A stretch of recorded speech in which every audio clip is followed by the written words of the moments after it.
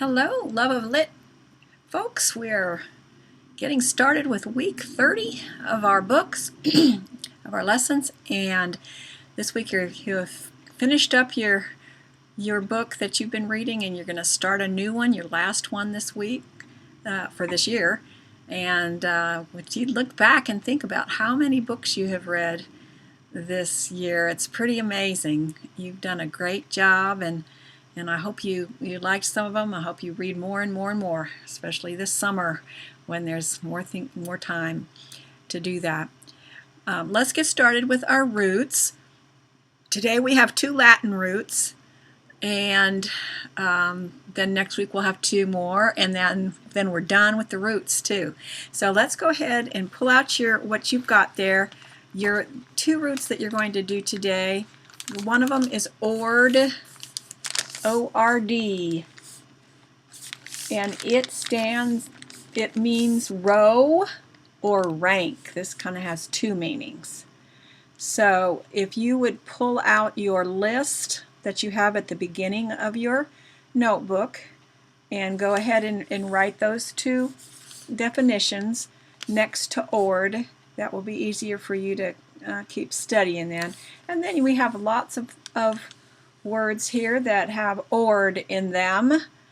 Extraordinary, order, ordinal, ordinary, disorder, orderly. And if you like, you can just glue this part, and so you can have flaps. So later on someday you may want to put some definitions underneath the flaps. That'll help you when you're learning some more vocabulary. All right, so here you go, ord. The second one that you're doing is orig, I guess. I don't know if it's orig or orage. I think it's orig. And it's also a Latin root. It means beginning, like an original, the beginning, the original book was written a long time ago. Now a copy is written. Anyway, something like that. Original. Here we have, this is the beginning, this is the first person in line. So some of the words are aboriginal. Those are the beginning, the first natives of a country, Australia. Then we have origin, we have original, and we have, what was the other one? Originate. Okay? So those are some other words that have O-R-I-G in them. Again, go ahead and write in the beginning of your book where it has your list, the Latin roots listed out. Go ahead and write the word beginning. Now, are you all studying these Latin roots? Because if you just write them down and forget them, it's not going to do you any good. It's better for you to study them and to kind of repeat them to yourself and review them periodically, and that way it'll get stuck in your head a little bit better. So the next time you come across a word that might have that root in it, you'll be able to figure out what the word means. Okay, that's why you're doing all this. All right, so we are done with that for now, and you're going to be working. Go ahead and do your composition pages, and you're going to be sure to cut them down to the right size and all that. I'm not going to keep going on about that.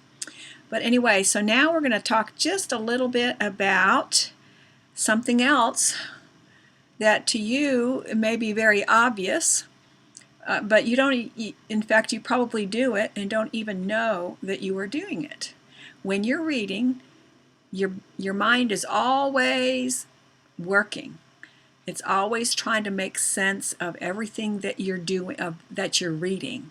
And the way it does that is it makes connections between things that that you're reading and things that you know, or things that you have read before.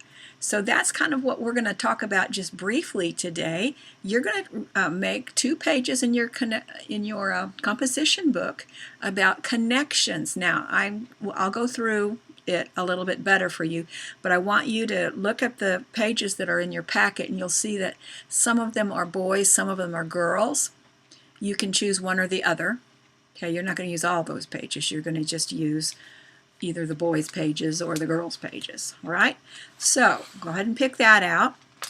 Then you are going to, when you're reading, the first thing that I want to talk about is sometimes when you are reading, you start thinking about another book that you've read. This book might, or actually that will go back even further than that. Sometimes when you're reading, it reminds you of something that you have done yourself or that you have seen yourself.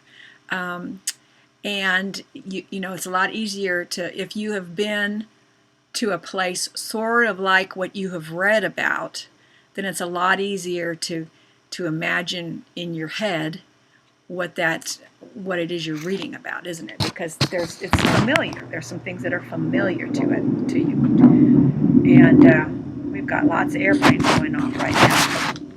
So you're going to make a page. Sometimes when you're reading, I think I caught it all at the right time. They're all taking off at once. All right. Sometimes when you're reading, like I said, the book that you're reading reminds you of something you've done or reminds you of something you've seen. And this is called, you are connecting the text to self. You're connecting the text to something that you have experienced. All right? And so this is what one page is going to look like. All right, here I've written, this book reminds me of ... Down here, it's telling what making connections does, why it's important to make connections. Making connection deepens our understanding and helps us bring meaning to the text. All that means is it helps us understand better what we're reading if we are able to make connections between things. Okay? Another way we make connections is sometimes when you're reading, you think, oh, I read a book sort of like that. Or I remember reading a book that had that kind of a character in it, or that had that kind of a plot in it, or oh, that ended kind of like that. And that's when you're comparing text to text. This is just book to book, text to text. What you're reading compares to something else that you have read. Here it says, this book reminds me of another book I've read. So really, the more you read, the more you're able to make connections and understand what you're reading this time.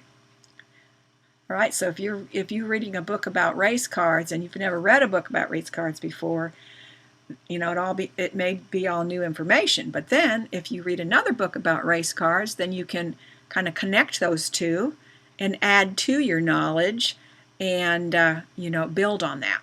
So that is what you're doing when you are connecting text to text. So that's, the more you read, the better it is. All right, then sometimes there's something going on, or something that has gone on in the world, and you're reading a book and you're thinking, oh my goodness, that's just like, I remember when that happened before, or that's happening right now. It's just like what we're doing right now. So in fact, it was interesting because I just finished reading a book. I read lots and lots of books, and I just finished reading a book about some people who were experiencing a strange virus that was kind of going around in the world, and they were trying to figure out what that virus was and how to fix it and all that stuff and where it came from. And I was going, man, I can't believe I'm reading this right now, because that's exactly what's happening right now. So I'm making connections, text to world. All right? So that is what that's all about. And I've just written down here, this book reminds me of something in the world. Okay? All right. And all of these three things are important as you read, because it helps you understand better what you're reading. And everything builds on everything else. So if you have like I had mentioned before, if you have knowledge of something and you read, you're adding to your knowledge, but you're understanding what you're reading better because you already knew some things about it. All right, so it's really important that's a really important thing to have, is to be able to make connections while you're reading. And like I said, I think you make connections all the time and you don't even know it. It's just part of reading. All right, so you are done with your Mrs. Frisby and the Rats of NIMH, and I wonder what you thought about it. Did you like it? Did you not like it? What were your favorite parts? What were things that you wish hadn't happened? Did you like the ending of it? Was the ending believable? And what did you think about it? I won't know that because I can't talk to you, but you can think about it a little bit. What I would like you to do is take your last page that you worked on last week about inferring, and remember we did this page right here, and we came up with an inference. We said that the farmer could not move the rock. The people can move small rocks, and so that rock must be big. So that was the inference we made. I'd like you to think about what you have read this week in the book, and try and figure out one more inference. See if you can't come up with one more inference and write it in your composition book, just the way we just did it. There's this, and then there's this, so I can infer that something is happening or something. So you can think about it. It sounds kind of hard at first, but really it's not. You can think of really anything that's happened in the story, and chances are you've had to infer something. All right, so that's what I'd like you to do. Just one, and put it in your notebook. All right. Now we are starting a new book. This is our very last book. It's very, very different from the book you just finished. It's a Newbery book also, and it is written by, well, you can sort of see the author. That author is Dutch. You know what Dutch is? It's somebody who was from the Netherlands or Holland. It's called both. Sometimes it's called the Lowland. And I wonder if you might get out a map and see if you can find the Netherlands.